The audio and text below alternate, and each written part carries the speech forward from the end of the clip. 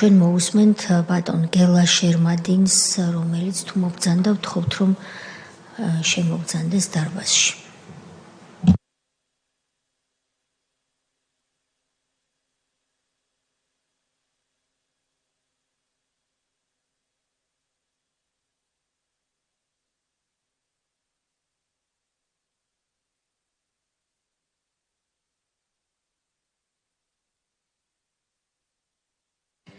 მოგესალმებით, ბატონო გელა, დაბრძანდით.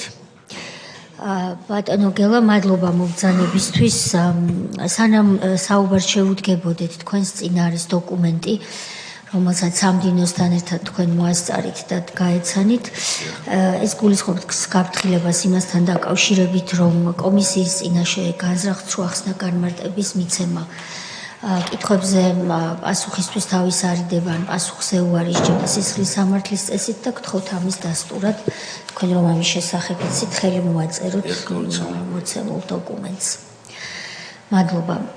ბატონო გელა, თქვენ დღეს სად მუშაობთ და რა ფუნქციები გაქვთ ეს რომ გითხრათ მოკლედ. მოგესალმებით ქალბატონია, მივესალმებით თორ კომისიის წევრებს. მოგახსენებთ დღეს მდგომარეობით მე მუშაობ ახალგორის მუნიციპალიტეტის გამგებლად უკვე 2 წელია 2 წელი და 2 თვე არის რაც ოფიციალურად ვასრულებ ამ მომავლობას.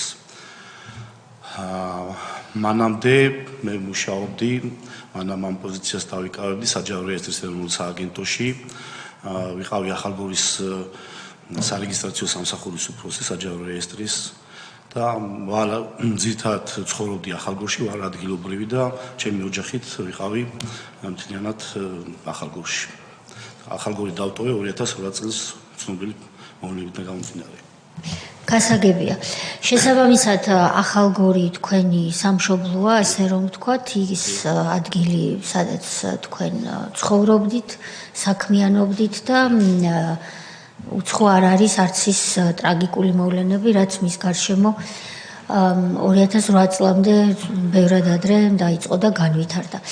სწორედ ეს არის ჩვენთვის საინტერესო სხვებს შორის და თუ შეიძლება ვინაიდან ჩვენ ბევრი დრო არ გვაქვს 10 წუთის განმავლობაში მაქსიმუმ რომ თავისუფალი თხრობის რეჟიმში გითხრათ ახალგორთან მიმართებაში იყავით რა თქვენ იქ რა მოვლენები ვითარდებოდა 2008 წლამდე 2008 წლის ზაფხულში რა ხდებოდა აგვისტოს ომის დროს რა ხდებოდა და შემდეგ ჩვენ დავსვამთ კითხვებს თუ ასეთი გაგვიჩნდება გთხოვთ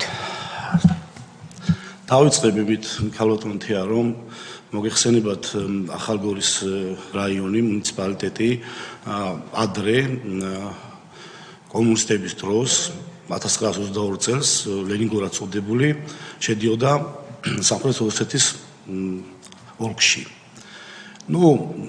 ახალგორი კარგად იცით სადაც არის ტერიტორიულად ძალიან ცხინვალის რეგიონი ცხინვალი არის ძალიან მოშორებით ტერიტორიულად და რატომღაც ადრეც ალბათ ესე მოხდა რომ იმისგან გამომდინარე რომ ალბათ ოლქი შეექმნათ ესეთი თქმულებებია რომ ოლქი რო შექმნილი იყო და დაკმაყოფილი იყო მოსახლეობისა და ტერიტორიის რაოდენობით ჩვენი ახალგორიც სუფთა ქართული ქსნის ხეობა შეიყვანეს მაშინდელ ოლქში და ვიყავით რა თქმა უნდა კომუნისტების დროსაც 70 წლის განმავლობაში ვიყავით ამ ოლქში მოგეხსენებათ ახალგორში ძალიან ეთნიკურად ოსები ცოტები ცხოვრობდნენ, მაგრამ ქართველები და ოსები იმ თავითვე საუკუნეებია ერთად ცხოვრობთ, ერთად ვიყავით, გვაქვს ძალიან ბევრი შერეული ოჯახები, ნათესავები, არანაირი პრობლემა, კონფლიქტი არ ხსდა ყოფილა არასდროს, არც 90-იანი წლების ომის დროს და არც მის შემდეგ და არც დღეს. ჩვეულებრივ ცხოვრობდნენ ერთმანეთში, ცხოვრობენ დღესაც და არიან ჰარმონიულად. არანაირი პრობლემები არ ყოფილა. შემდეგ, როდესაც დაიშალა საბჭოთა კავშირი, 91 წელს ახალგორის მუნიციპალიტეტი იქ ეროვნული მოძრაობა იყო მოგეხსენებათ, როდესაც ეროვნული მთავრობა მოვიდა ხელისუფლებაში, ჩვენთან მოსახლეობა მოითხოვა, რომ ახალგორი რა თქმა უნდა გამოყოფილიყო ამ ოლქის შემადგენლობიდან და ცალკე მუნიციპალიტეტი ცალკე ერთეულად ჩამოყალიბდა. იყო ასე ჩვენ ესე ცხოვრობდით ერთმანეთში, ვაგრძელებდით ცხოვრებას. შემდეგ 95 წელს მე როგორც მახსოვს კი ესე იყო, როდესაც ედვარდ შევარდნაძის პერიოდში სამხარეო ადმინისტრაციების შექმნა, ანუ გუბერნიერი წოდებული გუბერნიები როდესაც შეიქმნა, ჩვენი მუნიციპალიტეტი რაიონი შევიდა ამ ცხეთამთიანეთის ხარეში 95 წელს. ცხეთამთიანეთის ხარეში ვიყავით და ეს ლოგიკურიც იყო, ტერიტორიულადაც უფრო ცხეთამთიანეთი მიეკუთვნება უფრო ახლო და ერთად ვიყავით, იცით რომ ხსნის ხეობა, არაგვის ხეობა, აქეთ ყაზბეგი და ისინი მაინც ერთი მხარეა. მთლიანობაში, ჩვეულებრივ ვაგრძელებდით საქმიანობას ცალკე 12 წლის განმავლობაში ვიყავით ესე ერთად. მაგრამ მოხდა ის, რაც მოხდა შემდეგ, მოგეხსენებათ ნაციონალების მოსვლის შემდეგ 2004 წლიდან, უფრო სწორად 7 წელს, 2007 წელს მოხდა ჩვენ და გასაოცრად და არ ვიცი, ერთპიროვნულად ალბათ ვიღაცის გადაწყვეტილებით, ერთპიროვნულად ვიძახი, იმიტომ რომ აბსოლუტურად მოსახლეობის კითხული იქ არ გახდა, ჩვენ სადმო ყოფილიყავით. და ჩვენ შევიტყვეთ ისე რა, საიდანღაც შევიტყვეთ, რომ თურმე ახალგორის მუნიციპალიტეტი გააუქმეს, გამოყვეს და ისევ ახალშექმნილ ადმინისტრაციას, ეგრეთ წოდებული სამხრეთ ოსეთის ცალკე ადმინისტრაცია შექმნეს, ალტერნატიული ადმინისტრაცია და შეგვიყვანეს იქ. ამან გამოიწვია მე მახსოვს მუშაობდი მაშინაც ერთ-ერთ თანამდებობაზე და ცენტრალიზებული დაფინანსებისა და დაქვემდებარებაში ვიყავი მე საჯარო რეესტრის, მაგრამ გამოიწვია მოსახლეობაში ძალიან უარყოფითი ზემოქმედება. ადამიანები იყვნენ, რომლებიც გამოთქვამდნენ პროტესტს, უნდათ მიტინგების მოწყობა, მაგრამ რატომღაც ეს ჩაიანენელა უკვე ეს სულისკვეთება ვიღაცებიდან გამომდინარე და ისევ ჩარეულები იყვნენ, მოგეხსენებათ მაშინდელი არ გაუჭირდებოდათ მაშინდელ ხელისუფლებას ამისი ჩაფარცხვა, გააჩერეს ხალხი და გაჩერდა. ბანოგელა ბოდიში, თქვენ 2007 წელს როცა ახალგორი ცხეთამთიანეთს წართვეს, ასე ვთქვათ. მაშინაც მუშაობდით საჯარო რეესტრის კი, მაშინ მუშაობდი მე. და უშუალო შეხება გქონდათ მოქალაქეებთან და აქედან იცით რომ იყო სერიოზული უკმაყოფილება. კი, სერიოზული უკმაყოფილება იყო მოსახლეობის. არავინ არ იცოდა, არც ადგილობრივმა ხელისუფლებამ უთხრა მოსახლეობას რომ რატო ხდება ეს, რისთვის კეთდება. სრული ის იყო რა, ინფორმაცია არ ქონდა არანაირი მოსახლეობას ამასთან დაკავშირებით. შეიქმნა ამასთან ეს, როდესაც გავიგეთ რომ ჩვენი შეგვიყვანეს, მე მალევე 2007 წელში იმ ზაფხულშივე ჩაატარეს რაღაცა ეგრეთ წოდებული არჩევნები იყო, საპრეზიდენტო არჩევნები იყო სხვათა შორის, მე მახსოვს რომ ჩატარდა საპრეზიდენტო არჩევნები, ალტერნატიული პრეზიდენტი აირჩიეს, დიმიტრი სანაკუევი, რომელიც გუშინ რომ იყო აქ განხილვაზე. და მახსოვს რომ პრეზიდენტი ერქვა მის სახელს საპრეზიდენტო არჩევნები ჩატარდა დიახ ახალგორშიც რამოდენიმე უბანი იყო გახსნილი და იქ ჩაატარეს არც ეგ არ იცოდა მოსახლეობამ რომ არჩევნები უნდა ჩატარებული იყო რაღაც ოფიციალურად ისეთი რაღაცა უცებ დადგეს რაღაცა სცენარები და ჩატარდა ასე ვთქვათ არჩევნები და აირჩიეს პრეზიდენტად. როცა ეს არჩევნები ჩატარდა, ახალგორი უკვე შედიოდა ამ ოლქში თუ ჯერ არა? თუ ჯერ კიდევ ცხეთამთიანეთში? უკვე ცნობილი იყო ეს გადაწყვეტილება უკვე ფაქტიურად მიღებული იყო, მე როგორც ვიცი რომ შესულები ვიყავით და მე ჩაატარეს არჩევნებით და ოფიციალურად გააფორმეს ამ არჩევნებით იქ ჩვენი შესულა და მე გამოიცა მგონი პარლამენტის დადგენილებაც და პრეზიდენტის გადაწყვეტილების ძალებულებაც რომ ახალგორი ოფიციალურად გამოეყო ცხეთამთიანეთს და შევიდა ეგრეთ წოდებულ სამხრეთ ოსეთიაში ახალ ადმინისტრაციაში და ფაქტიურად ჩვენ და ყველანაირად იურიდიულად როგორც აღნიშნე ახალგორი იყო ცხეთამთიანეთის მხარეში ესენი ეს რუკებიც დღესაც არსებობს დამტკიცებული რუკები და ეხლაც ადმინისტრაციის შენობაზე რუკაზე ახალგორი ეხლაც დაფიქსირებულია როგორც ცხეთამთიანეთის მხარეში. შემდეგ მე რასაც უყურებდი ამ მოვლენებს როდესაც შეიქმნა ეს ადმინისტრაცია და ქურთაში განთავსდა ეს ადმინისტრაცია შენობა ჩვენი ადგილობრივი ხელისუფლებაც იქით შეხვედრებზე იქ მიდიოდნენ, იქ იბარებდნენ, ხდებოდნენ, თათბირობდნენ იქ მოგეხსენებათ რომ იყო ჩვეულებრივი ადმინისტრაცია და ყავდა თავიანთი მინისტრები და სხვადასხვა სფეროების და კუთხეების მიხედვით იქ აკეთებდნენ თათბირებს და თათბირობდნენ სხვადასხვა საკითხებზე და ჩადიოდნენ ჩვენი ადგილობრივი ხელისუფლებაც რა თქმა უნდა მათთან კომუნიკაციები ჰქონდათ.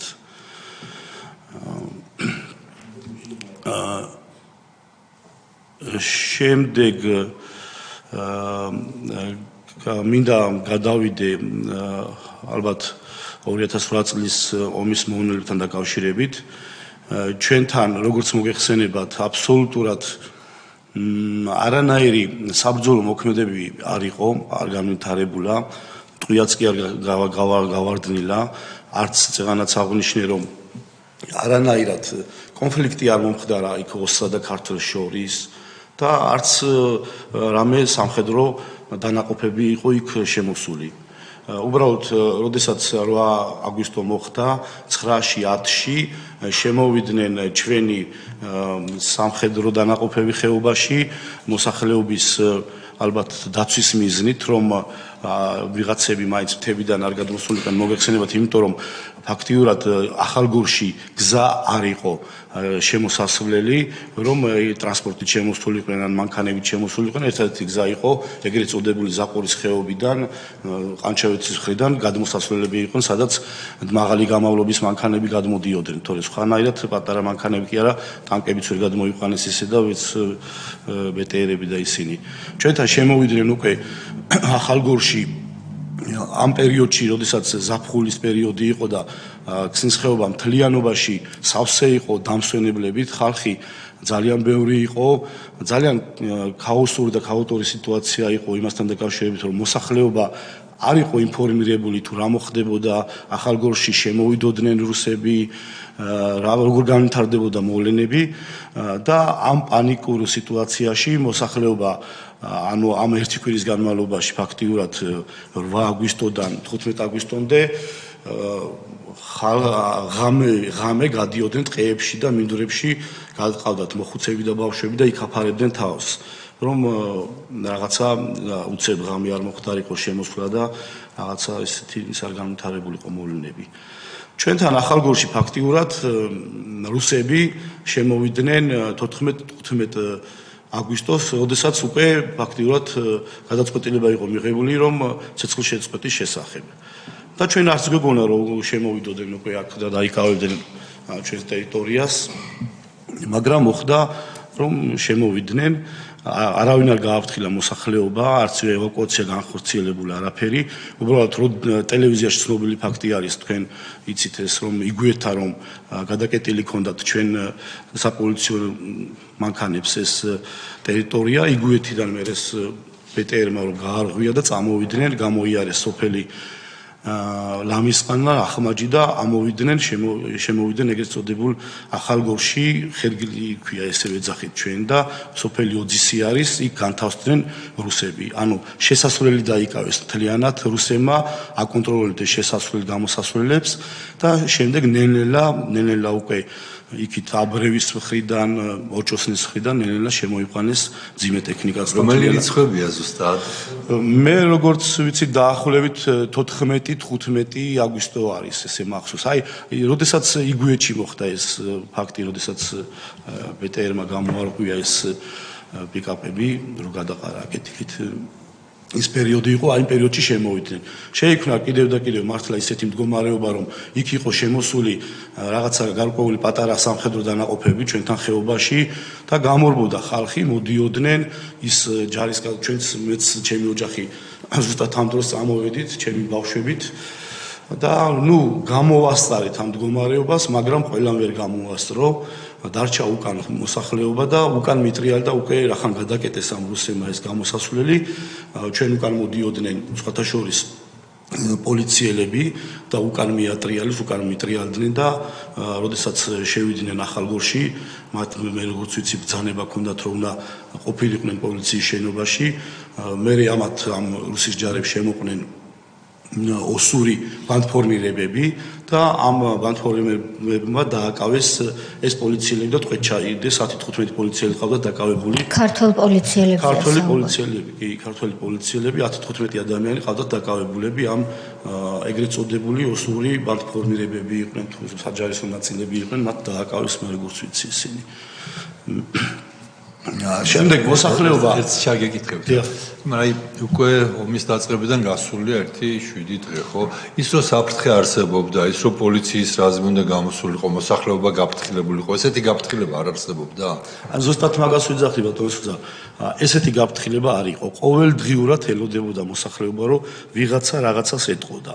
თვითონ მეც არ ვიცოდი, იქ რაღაცა იმაში მუშაობდი სამსახურში, მაგრამ მე თვითონაც არ ვიცოდი რა მდგომარეობა ყო. მე მირეკავდნენ, მეკითხებოდნენ, მაგრამ მართლა არ ქონდა არანაირი ინფორმაცია, მე როგორც ვიცი, ადგილობრივ ხელისუფლებასაც არ ქონდა არანაირი ინფორმაცია ამასთან დაკავშირებით და არ იყო მოსახლეობა გაფრთხილებული არანაირად და ფაქტიურად ვინც ვერ მოასწრო შემდეგ გამოსვლა შემოვლით გზებზე, ანუ გადმოსასვლელებზე, მთებზე, ტყეებზე გადმოვიდნენ ბავშვები, დამახუცები, ამ გადასასვლელებიდან გამოიყვანეს ახალგორიდან. ანუ ბატონო გელა, თქვენ რასაც ვიძახით, ახალგორის რაიონი თავისი ხეობით არანაირად დაცული არ იყო გარდა იმ პოლიციის განყოფილებისა, რომელიც არსებობდა იმ დროს ახალგორში. დიახ, ზუსტად ასე იყო. ბოლოს 2008 წლის, ნუ სადღაც 9 აგვისტოს შემოვიდნენ რაღაცა საჯარისო ნაწილები, რომლებიც გადმოსასვლელებში განთავსდნენ ძირითადად იქ იყვნენ გამაგრებულები, მაგრამ როდესაც მე 14-15 შემოვიდნენ უკვე რუსები, მათაც დატოვეს ეს ტერიტორიები და წამოვიდნენ. და მოსახლეობა ფაქტიურად იქ მიტოვებული იყო მოსახლეობა და იყო ძალიან ცუდი სიტუაციები რა. ნელა გამოვიდნენ ერთი ეგ რომ ფაქტიურად ის ბანდფორმირებები როდესაც შემოვიდნენ იყო მოროდიურობები იქ ცხოველები და საქონელი ისინი დაიტაცეს და გარეკეს და ორგანიზაცია დაწესებულებებში შევიდნენ და ორგანიზაცია დაწესებულებები დაარბიეს მათ, ანუ გაიტანეს სხერპლი რამდენი თუ არა. ანუ გასროლა არ მომხდარა ფაქტობრივად. არ მომხდარა, არანაირი სროლა არ ყოფილა, აბსოლუტურად იარაღი არ გავარდინა, ისეთი სიტუაცია იყო. ფაქტიურად ძირითადად დაარბიეს ორგანიზაცია დაწესებულებები, როგორც აღნიშნე, გაიტანეს კომპიუტერული ტექნიკები. ის კი არა, ერთი კურიოზს მოგახსენებთ, მე მუშაობდი როგორც გითხარით საჯარო რეესტრში და ჩემს ოფისს იქ ეწერა საჯარო რეესტრის ეროვნული სააგენტო და მათ ამ ოსურ ბანდფორმირებებს გონებიათ, რომ ეს ჯარების რეესტრი იყო აქ რაღაცა საჯარო რეესტრი, ჯარების რეესტრი ეგონათ და შევიდნენ და დაარბიეს მთელი ეს სეიფები და ის მოგეხსენებათ ბაინდერებში ჩალაგებული იყო ეს მიწის რაღაც აღწერითი დოკუმენტაციები და ისინი სულ გადმოყარეს და რაღაცა მაგარი ჭრილები ჩაატარეს აქ. ესეთი რაღაცა სიტუაცია. ბატონო გელა, კითხვებს დასვამენ წევრები და მანამდე მინდა შევაჯამო, რაც თქვენ ბრძანეთ და თუ რაიმე არასწორად გავიგე, რომ შემისწოროთ. თქვენ მაშინ როცა შეიქმნა საკანონმდებლო ინსტრუმენტებიც დასჭირდა ამას არამხოლოდ პრეზიდენტ აღმასრულებელი ხელისუფლების 2007 წელს შექმნა მაშინდელმა პოლიტიკურმა ხელისუფლებამ ცხინვალის სამხრეთ ოსეთის დროებითი ადმინისტრაცია, რომელსაც სათავეში ჩაუყენა დიმიტრი სანაკოევი, რომელიც ჩვენ გუშინ გვყავდა, მოусმინეთ მას და დაგვრჩა შთაბეჭდილება, რომ მას დიდად არავინ არაფერს ეკითხებოდა და მასაც იყენებდნენ ფასადად. და იმედგაცრუებაც კი გამოთქვა, რომ მას ეგონა, რომ აქეთ მხარეს გადმოვიდა საოკუპაციო ხაზი გადმოლახა და გადმოვიდა იმისთვის, რომ გარკვეული ნდობის ასაშენებლად თუ შერიგების პროცესში მიიღო მონაწილეობა და აღმოჩნდა, რომ ეს ასე დრომ უჩვენა, რომ ასე არ იყო, ეს მან თქვა ასე გუშინ. აი ამ პირმა რომ ჩაიბარა ადმინისტრაცია, თქვენ აღმოჩნდით უცებ ისე, რომ ახალგორის მოსახლეობამ არაფერი ამის შესახებ არ იცოდა ამ დროებითი ადმინისტრაციის ფარგლებში. მაშინ, როდესაც მრავალი წლის მანძილზე თქვენ იყავით მცხეთა-მთიანეთის სამხარეო ადმინისტრაციის ნაწილი, როგორც მუნიციპალიტეტი. ამის შემდეგ დგება უკვე 2008 წლის ზაფხული და თქვენ იხილეთ ტელევიზიით და ისე გაიგეთ, რომ საომარი მოქმედებებია და შეშინებულები რომ არ დაგიპყროთ მტერმა ძალამ, ღამე გადიოდით მოსახლეობა ტყეში. კი. დღის განმავლობაში ამ პერიოდში 8 აგვისტოდან სადღაც 14-15 აგვისტომდე დაფრინავდნენ თვითმფრინავები, სამხედრო თვითმფრინავები რუსების და ამში საძლიერებდნენ გასაგებია. ამ დროს თუ იყო ადგილზე ქართული პოლიციის გარდა რომელიმე საჯარისო შენაერთი ქართული. კი, იყვნენ როგორც აღნიშნე წეღან, ძირითადად იქით ეგრეთ წოდებული ზაყორისა და ზაყორის ხეობის მხარეს იყვნენ განთავსებულები, განლაგებულები და ამ ტერიტორიებს აკონტროლებდნენ. და ამის შემდეგ უკვე 14-ში შემოდიან რუსები, 14-15-ის პერიოდში და ეს ქართული შენაერთები სად არიან ამ დროს? გამორბიან უკან.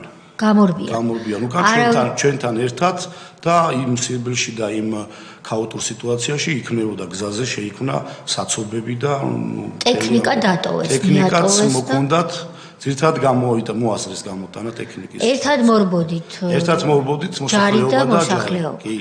რაც შეეხება პოლიციას, ის თქვენთან ერთად მოდიოდა, მაგრამ მიიღეს ბრძანება რომ შებრუნდითო. დიახ, პოლიციელები. რა იყო ამ ბრძანების მიზეზი, ხომ არ უთქვამთ პოლიციელებს? მე არ ვიცი, მე როგორც შემდეგ გავიგე, თქვენ მოგეხსენებათ ფოთში რომ იყო ესეთი შემთხვევები, რომ იქაც არ დაატოვებინეს პოლიციას თავიანთი სამსახურები, ანუ პოლიციის შენობები, მსგავსი რაღაც ვფიქრობ, რომ მსგავსი რაღაც უნდათ აქაც, მაგრამ მე ეს ბიჭები დაიჭირეს და ტყვედ ჩაუვარდნენ იქ და ამ დროს რუსი უკვე აკონტროლებს შესასვლელს, როდესაც უბრძანეს რომ შედიო. კი, და ნელ-ნელა შემოდიან ტანკებით და როგორ შევიდა ქართული პოლიცია უკან, თუ კი იქ უკვე რუსს ჰქონდა გადაკეტილი? როდესაც შესასვლელებში გადაკეტეს, ისინი შიგნით იყვნენ და უკან მიტრიალდნენ ნაწილი და იქ ისე გამოსულები ჯერ არ იყვნენ აპირებდნენ ესეთი რომ იქ უნდა გაჩერებულიყვნენ რა. დარჩნენ. მაგრამ მათ აღარც მოსახლეობა ყავდათ გარშემო, მეტნაკლებად და არც საჯარისო დაცვა აღარ ჰქონდათ თავდაცვის ძალების. გასაგებია და რო წამოხვედით, მერე უკვე თბილისში ჩამოხვედით თუ კი, ჩვენ როდესაც წამოვედით, ამ დროს ყველამ თავის ახლობელ ნათესავებთან შეაფარა თავი ოჯახებით. ჩვენ ცხოვრობდით ძირითადად ყველა თავის ნათესავებთან წავიდა, მაგალითად მე 2 თვე ცხოვრობდი ჩემ ახლობელთან თესში და იქ ვიყავი და მე რაღაცა შენობა ნაგებობები გამოჩნდა, ზოგან შეიჭრა ჩვენი მოსახლეობა, ძალით შევიდნენ, ზოგან დაუთმო და სახელმწიფომ შეასახლა და ნელ-ნელა ესე იყვნენ 6 თვის განმავლობაში და მე მოგეხსენებათ ეს ეგრეთ წოდებული კოტეჯები რომ აშენდა წეროვანში, გორში, წილკანში და სხვადასხვა ადგილებში და კოდაში მე იქ ჩაასახლეს ეს მოსახლეობები ძირითადად ჩვენი. ესე იგი ერთი ტყვია არ გავარდნილა ის? ერთი ტყვია არ გავარდნილა ახალგორში, ისე დავტოვეთ და ისე წამოვედით ახალგორი. არც ჯარს უსროლი, არც მოსახლეობა და არც ვინმეს იქ. ალბათ მაგანაც გადაგვარჩინია რომ არ გავარდა ტყვია და რა ვიცი მოსახლეობას ესეთი აგრესია მაინც არ გამოიჩინეს რომ ვიღაცა მომკვდარიყო რა ხან ჩვენი მხრიდანაც არ იყო ვინც ჩარჩა იქ მშვიდობიანი მოსახლეობა იქ იყო მერე მსხვერპლი მომდევნო დღეებში ძირითადად იქ ჩარჩნენ ეთნიკურად ოსები და მოხუცები უფრო ასაკიანი ადამიანები ჩარჩნენ და არავის არაფერი უნებლად საბედნიეროდ ყველაფერმა ბატონი ირაკლი ბატონი ილია მოგესალმებით. დიახ, სამწუხარო არის ყველაფერი, რასაც ვისმენთ. ერთი ასეთი თქვენი ხედვა და ასე თქვა ამ საკითხთან დაკავშირებით, რაზეც ახლა მე ვისაუბრებ. ანუ მას შემდეგ, რაც საქართველოს დამოუკიდებლობა მოიპოვა და ახალგორი გახდა უკვე სხვა ადმინისტრაციულ ტერიტორიული დაყოფის ნაწილი და არა ეგრეთ წოდებული სამხრეთ ოსეთის ავტონომიური ოლქის ნაწილი იმ ფაქტობრივად 15-16 წლის განმავლობაში თქვენ ცხოვრობდით ასე ვთქვათ დანარჩენი საქართველოს ერთ-ერთი ცხედავთიანეთის შემადგენლობაში მაგ პერიოდში სეპარატისტული რეჟიმიდან ყოფილა თქვენ თუ გახსოვთ რაიმე მცდელობები რომ ახალგორი მათ განეხილათ ან ემოქმედათ იმ მიმართულებით რომ კვლავ დაბრუნდეს სეპარატისტული, ასე ვთქვათ, ხელისუფლების კონტროლის ქვეშ. აი ამ პერიოდში თუ ყოფილა ესეთი რამ და ამას მოყვება მეორე კითხვა. რომ არ მომხდარიყო ახალგორის შეყვანა აი ამ დროებით შექმნილ ადმინისტრაციაში. თქვენ როგორ ფიქრობთ? მაშინ ამ 2008 წლის მოვლენების შემდეგ ახალგორში შემოვიდოდა საოკუპაციო ჯარი თუ ახალგორი დარჩებოდა, ასე ვთქვათ, უვნებლად ისევ მცხეთა-მთიანეთის და დანარჩენი საქართველოს შემადგენლობაში. თუ გასაგებად ჩამოვიყალიბებთ, დიახ. რაც შეეხება პირველ შეკითხვას, მოგახსენებთ, რომ სეპარატისტების მხრიდან მაშინ იმ პერიოდში იყო მცდელობები, მათ ეგრეთ წოდებული ოსური ზონის სოფლები ჰქონდა ჩვენ წინაგარა, საყორის ხეობა და ისინი და მათ იქ განაგებულები იყვნენ ხოლმე რუსების სამშვიდობო ძალები.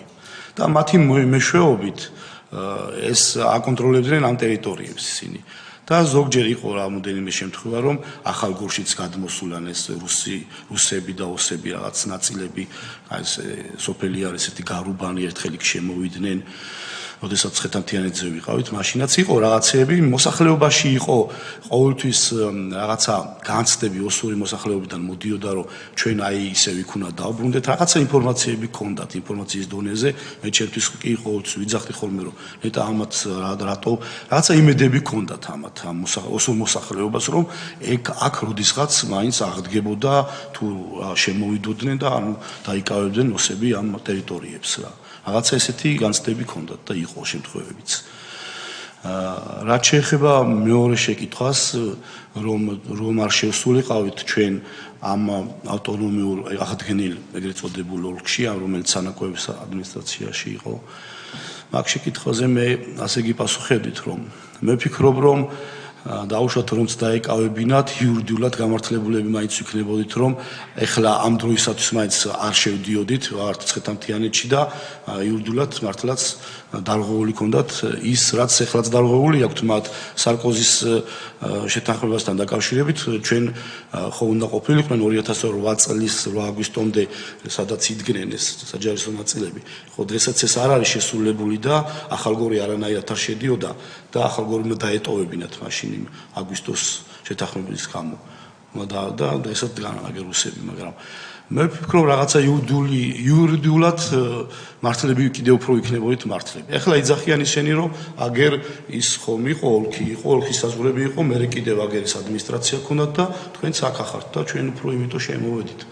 მაგრამ მე ერთი ცნობილი, რა ვიცი, მოსახლეობაში ესეთი აზრებიც იყო და მე თვითონაც მსმენია და გეტყვით მაშინ, რომ როდესაც ქალბატონი სალომე ზურაბიშვილის არჩევნები იყო 2018 წელს, იქ მცხეთაში შეკრება ჰქონდა და ქალბატონი სალომე როდესაც გაიგო, რომ მე და ჩვენ ვიყავით ახალგორლები, ესეთი რაღაც თქვა, რომ აი ახალგორზეო მე ვესწრებოდი ერთ შეხვედრასო.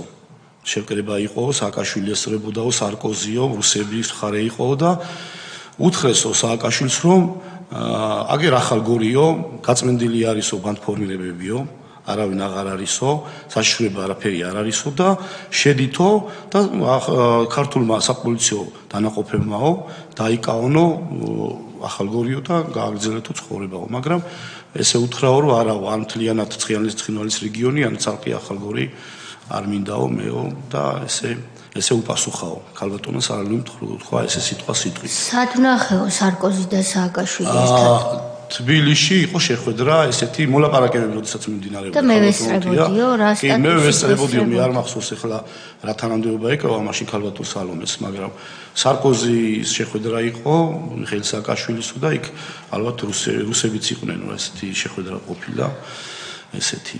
და თვითონ თქვა ეს სიტყვები მახსოვს ძალიან კარგად.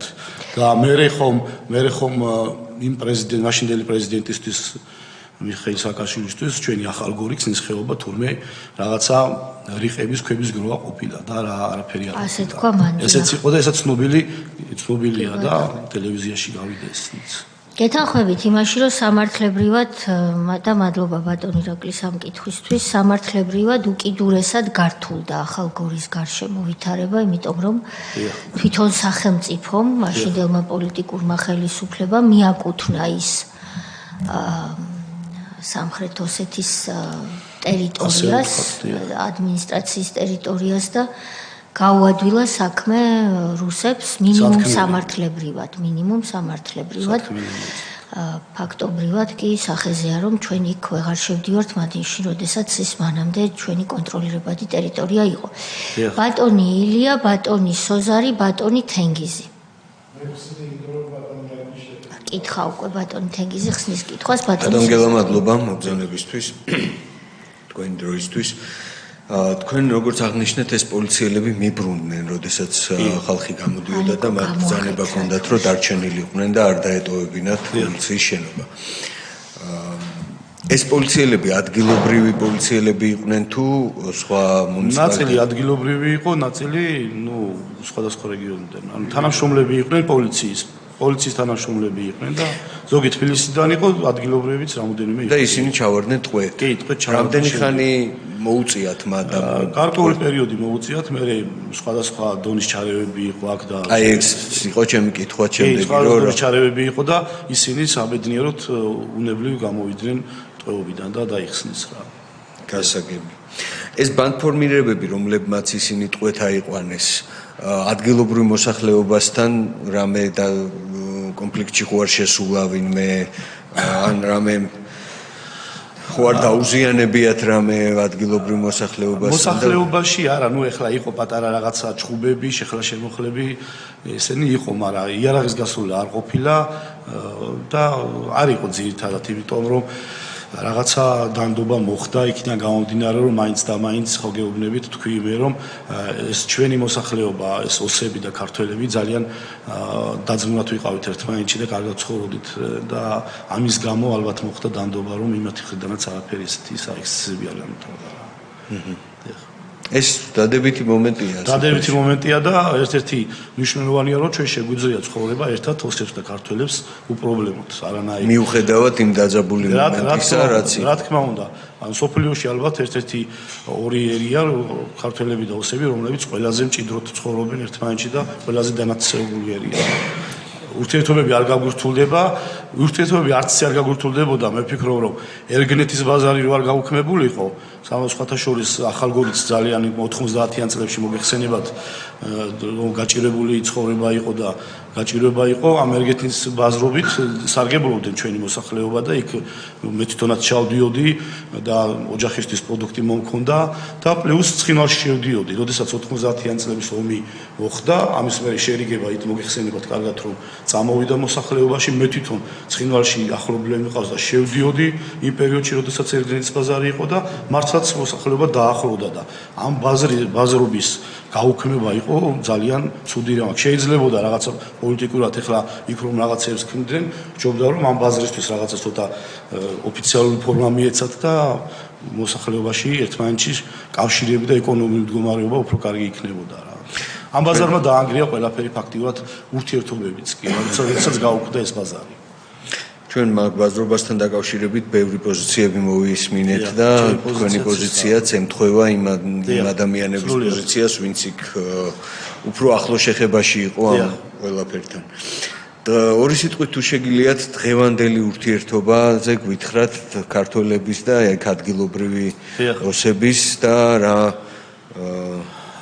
რამე კვალი ხوار დატო. რა თქმა უნდა ალბათ რაღაცა კვალს დატოვებდა, მაგრამ რამდენად ეს დიახ, ჩვენთან ახალგორში ხომ გეუბნებით ფაქტიურად ბევრი ოსი ჩვენთან ერთად წამოვიდა და დატოვა ახალგორი ქსნის ხეობა და ჩვენ გვერდში ცხოვრობენ დღესაც იქ არიან ერთად მუშაობთ ერთად ავართ ოჯახები ერთად აგვაქვს და ბევრმა დატოვა ახალგორი და დღესაც წამოსულია მოგეხსენებათ ახალგორის მუნიციპალიტეტი ძირითადად კომპაქტურად ჩასახლებულია წერონის ცილკის და პრეზიდენტის დასახლებებში და ერთად ვართ დღესაც და არანაირი რაღაცა ისეთი რამე არა. ვინც წამოვიდა იქიდან არც ერთი არ დაბრუნებულა რომ შესულიყო სახლში და შედიან აქვთ ეხლა მაგათ უფრო მეტად აქვთ მოგეხსენებათ იქ მიმოსვლა თავისუფალი არ არის და ეგრეთ წოდებული პროპუსკების საფუძველზე გადადიან და გადმოდიან და უფრო მათ აქვთ ეს პროპუსკები და ისინი უფრო გადადიან, გადმოდიან თავიანთ ოჯახებთან და იქ ყავთ დატოვილი. ძირითადად ახალგორში დღეს მდგომარეობით არიან ეთნიკურად უფრო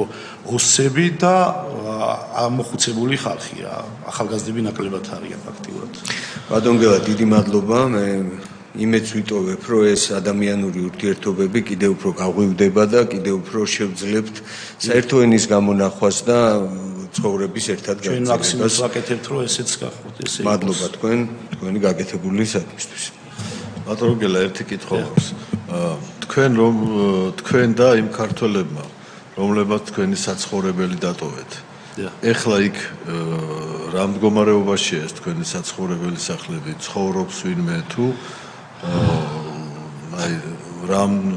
რა სიტუაციაა ეხლა იქ? არა, მიტოვებულებია სახლები, სოფლები არის ფაქტიურად დაცლილები და არავინ არ ცხოვრობს, არც არავის არ მიუტაცებია. ძირითადად რამოდენიმე შენობების გარდა, კერძო ბინების და ძირითადად კორპუსებში, ანუ სამაუწყებლო ბინებს რო ეძახდნენ ესე კომუნალურ ბინებს, იქ მოხდა გარკვეული ადამიანების შეჭრა თვითნებურად. დანარჩენ კერძო ბინებში და სოფლებში არავის შესული სახლები დგას, ამდენი წლის განმავლობაში უკვე 15-16 წელია, რა თქმა უნდა, წყობიდან გამოდის, ინგრევა, იშლება ნელ-ნელა და ესია. დანარჩენ იქ სრულიად შესაძლებელი იქნება ჩვენი რომ დაუბრუნდებით იქ სახლები ავადგინოთ და დანგრეული არ არის არაფერი. ანუ არავინ არ ცხოვრობს თქვენ სახლში? არავინ არ ცხოვრობს. ძირითადად დაცლილი არის სოფლები, თითოეულ ადამიანი ცხოვრობს, თითოეულ ოჯახი ცხოვრობს სოფლებში. აგენ ერთი გზის ხეობაში ერთი პატარა ხეობა არის, კიდე 9 ძმის ხეობა ქვია, მთლიანად დაცლილია, იქ არავინ აღარ ცხოვრობს დღეს მდგომარეობით და ნელ-ნელა უფრო იცლება ეს ხეობა, ის მოხუცებიც ზოგი გარდაიცვალა, ზოგი გამოდის აქეთ და ასე შემდეგ რა, იცლება უფრო მეტად. კარგით. დიახ, ბატონი თენგიზი. რუსების სამხედრო ნაწილი მახეობაში დგას რამე?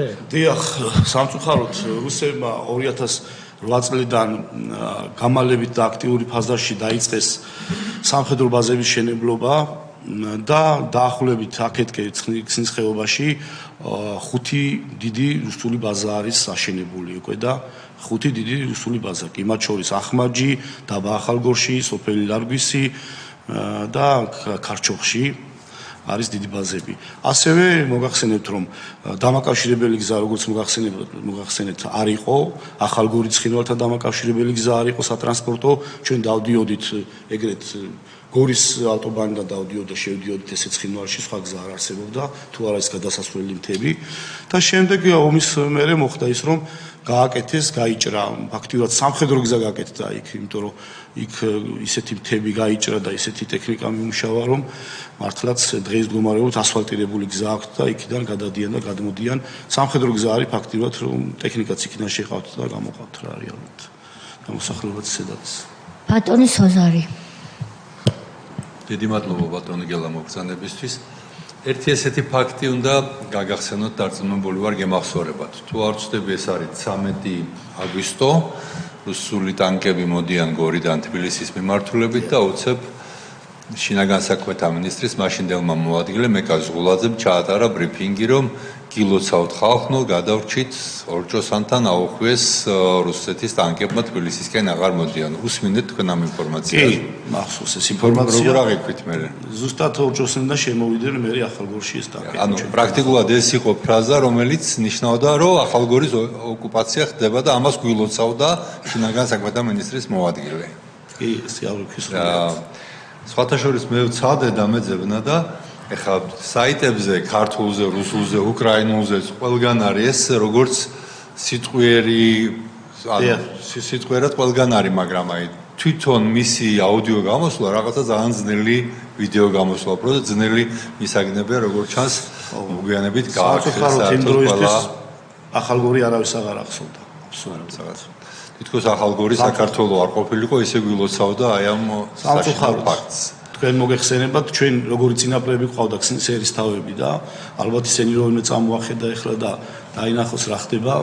ახალგორი არასოდეს არ ყოფილა დაპყრობილი არავისფერი. ისე სიტყვები რომ მოისმინეთ, თქვენთვის არ იყო გასაგები რომ უკვე საფრთხე გემუქრებოდათ. მართალია დავაზუსტებთ თქვენ ბევრჯერ თქვით რომ ხელისუფლებამ არანაირი გაფრთხილება არ გაგიკეთათ, მაგრამ ეს სიტყვები ხო ავტომატურად ნიშნავდა რომ საფრთხე უკვე ახალგორს ემუქრებოდა. მაშინ უკვე დავწუნდით რომ ჩვენ კაი დღეა ვადგა და დაიძარით უკვე თუ რა თქმა უნდა. ნელ-ნელა დავიძარით უკვე ვიძლებოდით, მაგრამ მაინც არ გვეჯერა რომ ბოლომდე ვიქნებოდეთ ესე განწირულები რა. ფაქტიურად განწირულები ვიყავით. და ხელისუფლების მხრიდან კიდევ ვიმეორებ არანაირი გაფრთხილება. რატო ვაზუსტებ ამას? არანაირი გაფრთხილება, არანაირი ევაკუაცია მოსახლეობამ თვითონ გააკეთა, რაც გააკეთა, რომ დატოვეს თავიანთი სახკარი და გამოიქცნენ რა. რატო ვაზუსტებ ამას? ბავშვები ყავდათ, მოხუცებულები ყავდათ და ეშინოდათ. დიახ. ჩვენ აქ ყავდა მოწვეული ზაზა გოგავა, მაშინდელი გენერალური შტაბის უფროსი, რომელმაც თქვა, რომ მას პირადად უნდა გააფრთხილებინა კოდორის ხეობა, მაგრამ არ გააფრთხილა, იმიტომ რომ დრო არ დარჩა. თუმცა 8-დან 14-მდე საკმაოდ დიდი დროა იმისთვის, რომ ეს გაფრთხილება მომხდარიყო და კიდევ ერთხელ არანაირი გაფრთხილება ხელისუფლების მხრიდან რომ საფრთხე არსებობს არ ყოფილა. მე როგორც ვიცი, ინფორმაცია მაქვს, რომ მაგ პერიოდში 8 აგვისტოს მერე, სადღაც 15-მდე ვანო მერაბიშვილი იყო ჩამოსული ახალგორში და იქ რაღაც თათბირები იმართებოდა გამგეობის შენობაში იყო რაღაც შტაბი იყო შექმნილი და ადგილობრივ ხელისუფლებასთან და მასთან ერთად რაღაც შეხვედრა გაიმართა. მე ეს ვიცი. მადლობა. სანამ წამოხვიდოთ. სანამ წამოვიდით კი. კი ბატონო. დღეს თქვენ გამგებელი ბრძანდებით, ხომ ასეა? როგორია განწყობა ახალგორის მაცხოვრებლებში, რომლებიც დევნილები არიან? როგორ აფასებენ უკვე ამდენი წლის მერე სააკაშვილის რეჟიმის მიერ ახალგორელების წინააღმდეგ გადადგმულ არაერთ ნაბიჯს? ყველა აფასებს ისე რომ ჩვენ გავწირეს და არ ვიცი ახალგორის მუნიციპალიტეტი ჩააბარეს და გაყიდეს რუსებზე. ესე აღიქვავს ყველა ჩვენი მოსახლეობა. ერთსულოვნებაა ამ შეფასებასთან? ამ შეფასებასთან კი 70%-იანი შეფასებაა ესეთი. კი ბატონო. მადლობა ბატონო გელა, თუ აღარ არის კითხვები, მაშინ ბატონ ვასილ მაღლაფერიძეს უნდა დაუთმოთ სიტყვა. მადლობა მობრძანებისთვის, მადლობა ასევე იმ საქმიანობისთვის, რასაც თქვენ წლების მანძილზე საჯარო რეესტრის ეროვნულ სააგენტოში ეწეოდით. ნახვამდის. მადლობა, წარმატებებს გისურვებთ. ნახვამდის.